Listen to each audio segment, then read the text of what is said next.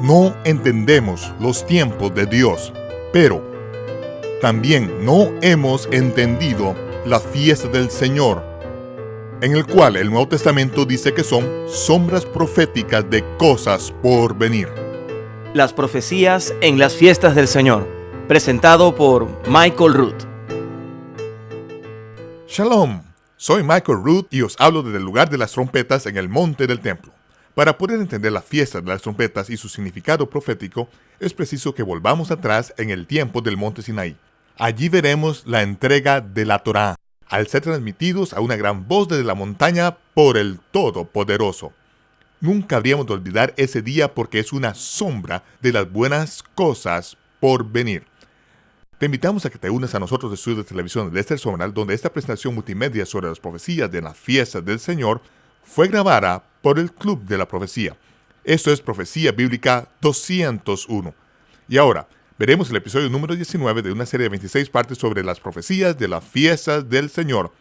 El día de las trompetas, un día y una hora que ningún hombre conoce. Esta es la fiesta que se encuentra situada en este punto concreto en el tiempo. Pero a fin de poder entender la fiesta de las trompetas, es preciso que comprendamos lo que dice en Levítico 23 en el versículo 24. Dice, el primer día del séptimo mes tendréis día de descanso, Shabbat, una conmemoración al son de trompetas y una santa convocación, es decir, un ensayo sagrado. Para que veamos con claridad esta conmemoración al son de las trompetas, es necesario que volvamos al monte Sinaí en el tercer mes después de que saliésemos de la tierra de Egipto. El pueblo de Israel salió en el tercer mes y todos ellos se hallaban acampados dentro del perímetro del antiguo volcán, que es donde se encuentra el monte Sinaí en Arabia Saudita, y dicho monte se ha encontrado. Cuando Israel poseyó la península de Sinaí, se encontró una columna en el Golfo de Aqaba dentro del agua que se hallaba muy erosionada. Era una columna de estilo fenicio. De arqueólogo que la encontró el señor Ron Wyatt, llamó al ejército para que se levantase, llevase allí a sus tropas y que al mismo tiempo llevasen una grúa y levantaron la columna y la colocaron en el asfalto al otro lado de la carretera.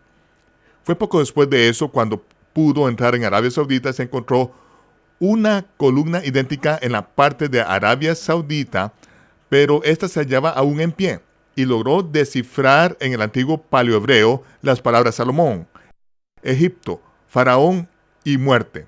Ante la evidencia se dio cuenta de que Salomón, que fue el hombre más sabio del mundo, sabía dónde cruzaron el Mar Rojo. Debido a que Salomón había creado su marina en el Mar Rojo, en el Yam Suf, en Etzion Gibor, en el Yam Suf, que es actualmente la región conocida como Elat, el que había creado su marina en aquel lugar sabía también dónde se encontraba la parte donde cruzaron el Mar Rojo, de modo que colocó allí las columnas. Así que en el monte Sinaí se encuentra exactamente donde la Biblia dice que está. De hecho, fue el rabino Shaul, el apóstol Pablo, que dijo que el monte Sinaí se encuentra en Arabia. Y sabemos que Moisés era un pastor medianita cuando se encontró con el monte Sinaí. La tierra de Madián fue siempre Arabia Saudita, nunca la península Sinaí. Así que, como es natural, es allí donde estaría el monte Sinaí. No donde dijo la madre de Constantino que estaría, es decir, en la península Sinaí. Pero como es lógico, en los tiempos de Constantino no se discutía con la madre, porque si lo hacía, se arriesgaba que le cortasen la cabeza. Su mujer y su hijo mayor descubrieron, pagando con sus vidas, que si enfadaran a Constantino, haría que les matasen.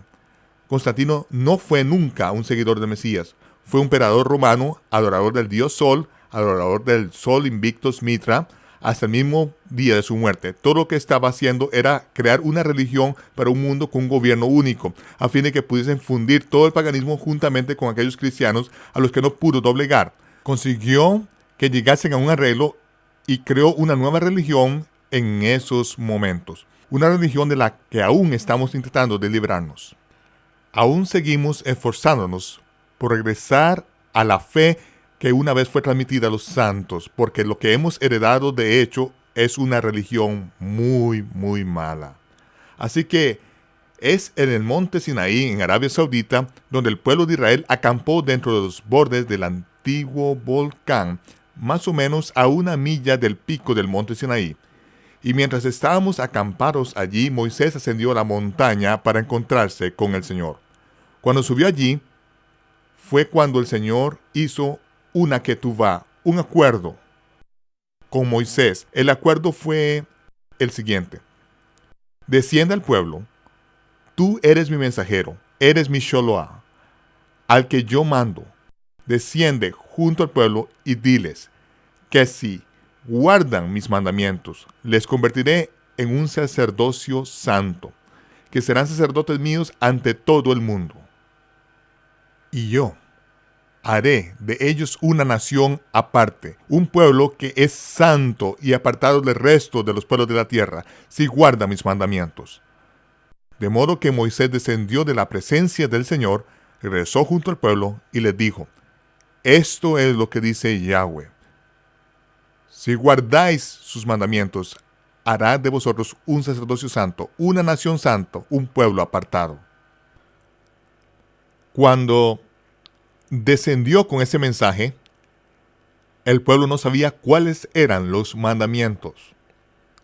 Él les dijo: tan solo si estáis dispuestos a guardar mis mandamientos. El pueblo podría haber dicho: ¿a qué mandamientos te refieres? Y Moisés hubiese dicho: eso no es parte del trato.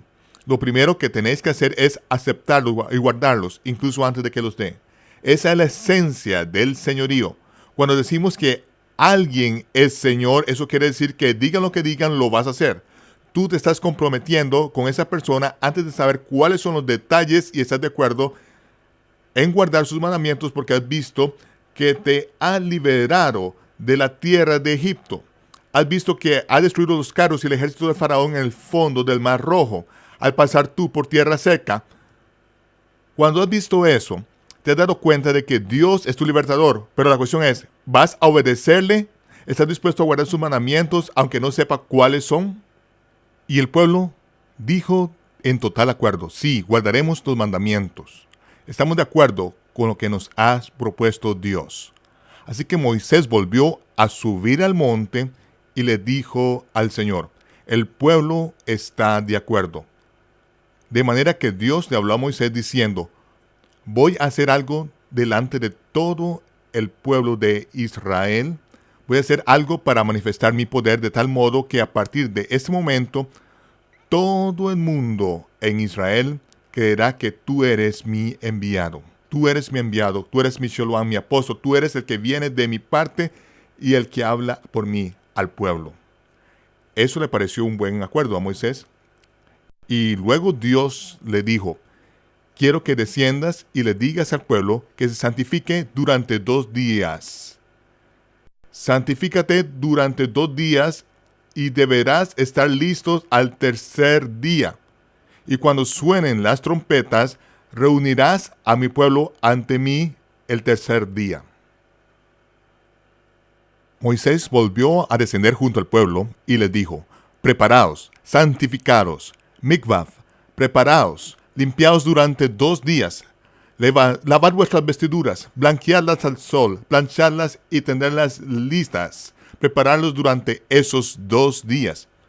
Y durante 2 días se prepararon. Y cuando llegó el tercer día, dice, sonaron las trompetas en el monte Sinaí. Y dice que sonaron con tal fuerza que en el pueblo, que se hallaba acampado como a 1 milla de distancia, comenzó a temblar. Estaban a 1 milla de distancia, pero era tan fuerte el sonido que el pueblo comenzó a temblar, y entonces supieron lo que debían de hacer. Debían dejar todo lo que estuviesen haciendo, lavarse y ponerse las vestiduras blancas, y cuando lo hicieron, Moisés apareció ante ellos y dice que las trompetas sonaron aún con más fuerza. Y si ya habían sonado con fuerza hasta el punto de hacer que temblasen a 1 milla de distancia, ahora sonaron aún más fuerte. Tal fue el estrépito que incluso a 1 milla de distancia estaban temblando, y Moisés les dijo: seguidme, de modo que le siguieron. Entonces los millones de israelitas siguieron a Moisés y se acercaron a la montaña. Al llegar junto al pie de la montaña y acercarse, comenzaron a temblar. Cada paso del camino era tan difícil dar a causa de sus temblores al acercarse a la montaña, y sobre ellos había una columna de fuego, como un horno de fuego que ascendiese del cielo y derritiese la cima de la montaña. La nube del horno las cubría en una experiencia tan impresionante que se quedaron parados, temblando, y de repente las trompetas dejaron de sonar. ¡Bum!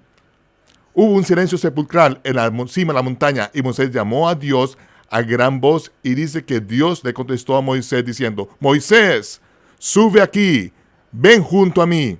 Y Moisés ascendió ante el Señor caminando derecho hacia el horno de fuego delante de todo Israel. En aquel momento, Moisés no necesitó quien avalase su currículum.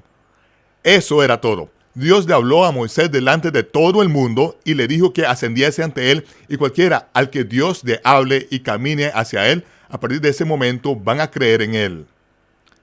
De modo que cuando Moisés subió allí, Dios le dijo que acercase más al pueblo y que llevase a los 70 ancianos más cerca aún.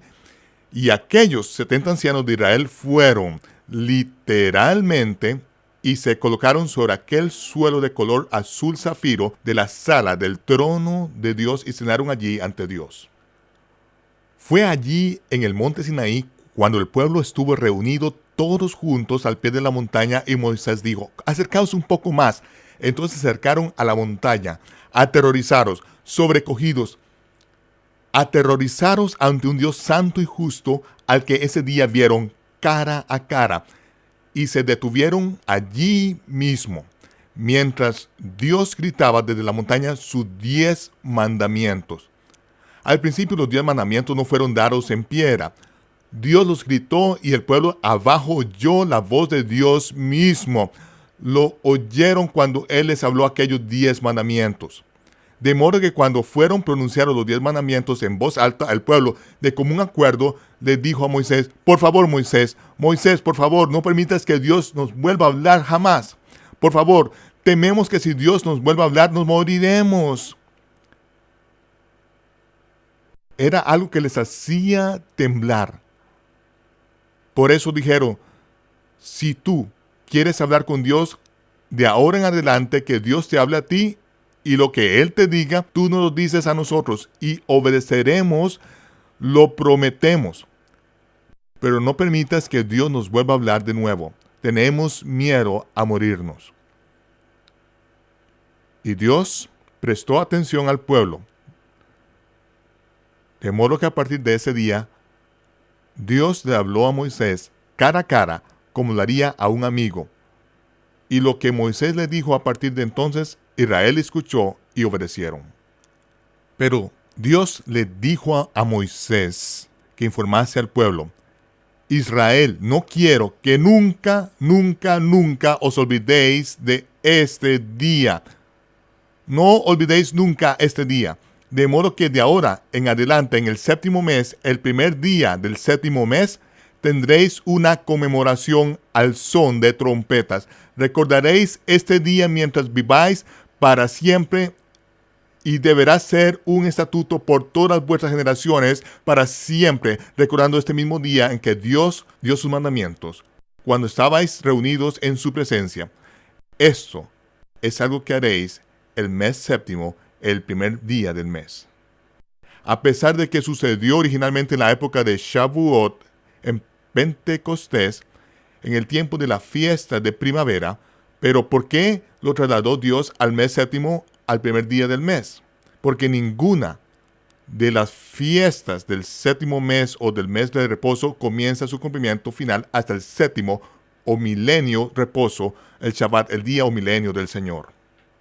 Tal y como dijo el profeta Malaquías, el Mesías nacerá, el sol de justicia. Dijo que literalmente el sol de justicia saldrá con sanidad en su canaf, los tzitzit en los bordes de sus vestiduras. Y vemos el cumplimiento de eso en los evangelios. La mujer que tenía el flujo de sangre, que se agarró a los tzitzit de su túnica, agarrándola mientras confesaba que él era el Mesías. Aquella mujer pudo ser apedreada allí mismo por atreverse a tocar a un rabino kosher. Pero a pesar de ello, cuando se encontró con un dedo ante su rostro y preguntaron: ¿quién me ha tocado?, ella no lo negó, sino que confesó: yo lo hice porque sabía que era el Mesías, sería sanada. Y tal como los rabinos enseñan que al igual que el sol fue creado en el 4º día, también el Mesías habría de venir en el 4º día, y literalmente el 15 de Tisri del año 3999, cuando faltaban menos de 18 meses para el 4º milenio, la palabra se hizo carne y puso su tabernáculo entre nosotros. Han pasado ya 2 días o 2000 años desde que vino la primera vez y puso su tabernáculo entre nosotros Han pasado 2 días. El año 6001 de la creación empieza el 7º milenio o milenio del Shabbat. Después de 2 días, Oseas dice, nos hará revivir y al tercer día nos levantará y viviremos delante de él. Y estamos pronto al comenzar el tercer día. Vamos a presenciar algo que será realmente poderoso. Dios se va a mover de una manera tan increíble que, a partir de ese momento, todo Israel conocerá a su Mesías. De la misma manera que nunca dudaron de Moisés después de ese momento, Moisés habló sobre un profeta que había de venir, que si el pueblo no le escuchaba y obedecía, serían cortados. Y ese profeta es el Mesías. Dios se dispone a hacer algo que conmoverá a toda la tierra, de modo que cambiará la manera que el mundo entero entiende las cosas. Ahora, el día primero de Tishri es el día de los anuncios. Es el día en que fueron dados los 10 mandamientos. Pero además, fue el día en el que apareció el primer indicio de la luna nueva en Tishri primero, que anunciaba el nacimiento del rey justo, el león de la tribu de Judá. Además, va a ser el anuncio de la confirmación del pacto del que habló el profeta Daniel. Y al mismo tiempo, es una imagen de la resurrección en el último día. Eso es algo que veremos en los evangelios al llegar a ese punto en particular. Vemos que la iniciación de esta fiesta tiene lugar en el monte Sinaí y siempre sucede en un día y en una hora que nadie sabe. Hay que prepararse por adelantado. Nos preparamos por adelantado porque conocemos los tiempos y las estaciones, pero nunca sabemos ni el día ni la hora. Entre los judíos de Israel ahora es una fiesta de 2 días de duración. ¿Por qué? Porque no quieren perdérsela. Pero eso es perderse el significado. No se supone que debamos saber cuándo sucederá, pero sí que nos preparemos por adelantado y cuando suene esa trompeta habrá llegado el momento. Así es como debemos enseñarlo, porque es la sombra de una imagen que habrá de cumplir el Mesías y es algo que veremos al continuar. Desde el 1 al 10 de Tishri hay 10 días de reverencia que llevan al día de la expiación, que es el día más sagrado de todo el año. En el día de la expiación, incluso hoy en la tierra de Israel, no comemos ni bebemos, no nos cepillamos los dientes, ni metemos agua en la boca, nos privamos a nosotros mismos de cualquiera de esos placeres físicos durante todo ese periodo, hasta que se pone el sol del 9 al 10, el día de la expiación. No se conducen autos, no aterrizan aviones, hay silencio en la tierra de Israel hasta el día de hoy. Ha sido siempre el día más sagrado de todo el año en el calendario de Dios. Pero antes están los 10 días reverenciales. En la sociedad agricultural, lo que sucede durante esos 10 días es que traemos el grano al almacén, separando el trigo de la cizaña. Luego la cizaña se aventa en una punta de la era, amontonándola en ella, y al final de esos 10 días quemamos esa cizaña, la quemamos con un fuego que no se apaga. Son estos 10 días los que se conocen como los días de reverencia, que son los días de introspección. Examinamos el año pasado y contamos dónde plantamos, dónde regamos, dónde hemos trabajado la tierra, dónde hemos hecho lo que se suponía que debíamos de hacer, y sabemos que las ganancias que se están cosechando son el resultado directo de lo que hemos estado sembrando. Puede ser un tiempo gozoso, pero en muchas ocasiones es el momento en que vemos la escasa cosecha y nos damos cuenta de que si nos hubiésemos despertado un poco antes, si hubiésemos salido y plantado otro campo, si hubiésemos usado una semilla mejor y la hubiésemos plantado en un campo mejor, ahora tendríamos una cosecha más abundante, pero lo que tenemos es todo lo cuanto vamos a tener y tendrá que durarnos todo el tiempo hasta la próxima cosecha. No hay manera de compensar por lo que no se ha hecho antes.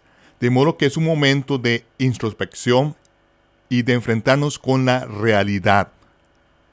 Además es un tiempo en el que confesar nuestros pecados, preparándonos para el día de expiación. Porque ese día es al mismo tiempo el día del juicio. Se llama el día de la expiación porque la expiación la tenemos gratis y a nuestro alcance. Y es lo que se enfatiza. Pero aquellos que no se han expiado serán juzgados en ese día. Por lo tanto, ese día de la expiación nos lleva a 5 días después a la fiesta de los tabernáculos. Eso es lo que vemos que sucede en el relato del Evangelio. Dicen en el capítulo 7 del Evangelio de Yohanan, de Juan, que durante ese verano, el Mesías envió a sus 70. Y al final del verano se volvieron a reunir de nuevo. Ahora bien, al final del verano se celebra la fiesta de las trompetas. Pero dice que él no caminó entre los dirigentes religiosos, los judíos que estaban en Jerusalén, porque querían matarle. Ellos lo sabían y también sus discípulos. Él lo sabía. Todo el mundo sabía que él había suscitado una gran animosidad al trastornar su sistema religioso, porque querían matarle. Así que dice que él no andaba entre los judíos en Jerusalén, sino que permanecía en la región norte del mar de Galilea. Y allí, en lugar de subir para la fiesta de las trompetas, se quedó al otro lado del mar de Galilea, en las montañas, y estaba alimentando a los 5,000 allí. Porque desde allí, desde aquel lugar ventajoso, no solo podía ver el primer indicio de la luna nueva, sino que podía ver las hogueras que se estaban encendiendo por toda la tierra de Israel. Así que fue allí donde permaneció para el día de las trompetas. Es importante que nos fijemos que no es obligado subir para la fiesta de las trompetas. No hay ninguna norma que requiera que nadie asista a la fiesta de las trompetas. De hecho, estás ocupado, estás trabajando, y cuando suene la trompeta, donde quiera que estés, ¡boom! Justo en ese momento será el día de las trompetas para ti, seas quien seas. De modo que después del día de las trompetas, él cruza el mar de Galilea, va hacia Capernaum y entra en la sinagoga en el día del sábado, que es lo que enseña la sinagoga. Enseña sobre el último día y la resurrección. Y le resucitaré en ese último día. Es siempre el último día, que es el séptimo día, el séptimo milenio, y la resurrección. Lo resucitaré, lo resucitaré. Ese fue el tema de todo lo que habló allí en la sinagoga. ¿Por qué? Porque es la fecha del día de las trompetas. Y él está enseñando lo que tiene que ver con esta fiesta en particular. El Mesías está interpretando todas las fiestas en los evangelios, de modo que sepamos qué significado concederle a estas cosas. Así que cuando vamos al libro de Apocalipsis, podemos ver de qué modo cumple el Mesías estas cosas, porque ya nos los ha dicho en los evangelios. Pero si no entendemos las fiestas cuando leemos los evangelios, no sabemos lo que él está enseñando, lo que está interpretando y lo que está dejando claro. Por eso es que las fiestas son tan importantes. Así que ahora, después de él haber estado enseñando, faltan solo unos pocos días para Yom Kippur, el día de la expiación. Y una vez más, durante el día de la expiación, es grato y maravilloso estar en Jerusalén para la fiesta, pero no es obligatorio estar en Jerusalén en esa fecha. Dios lo tenía todo planeado. Él sabía lo que estaba haciendo. Así que, viendo que le querían matar allí, Yahshua se marchó hacia las montañas, llevándose a 3 de sus discípulos, a Pedro, Santiago y Juan. Y cuando estuvo en el campo, en las montañas, dice, se le aparecieron Moisés y Elías. Fue entonces cuando sucedió la transfiguración, en el día de la expiación. No está obligado a estar en Jerusalén, de modo que se quedó fuera de Jerusalén, y cuando aparecieron Moisés y Elías, fue por un propósito muy concreto, porque en todas las fiestas de bodas, al principio de la ceremonia, tiene que haber siempre 2 testigos. Uno de ellos es Elías, que representa a los profetas, y el otro es Moisés, que representa la Torá. La Torá y los profetas están representados no solo en las bodas, sino en cada una de las funciones oficiales del Estado de la tierra de Israel. Y aparecieron allí Moisés y Elías, y él se transfiguró delante de Pedro, de Santiago y de Juan, que lo vieron. Lo que está sucediendo es que está haciendo un giro como el sumo sacerdote, porque 5 días después cumplirá los 30 años y podrá formar parte del sacerdocio y podrá cumplir su labor sacerdotal de Melquisedec, no según el sacerdocio levítico, sino conforme al orden de Melchizedek. Así que se transfigura ante ellos. Viendo esto, Pedro, Santiago y Juan dicen, Señor, es bueno que estemos aquí. Permanezcamos aquí y construyamos 3 tabernáculos, uno para ti, otro para Elías y otro para Moisés. Ahora, ¿por qué dicen eso?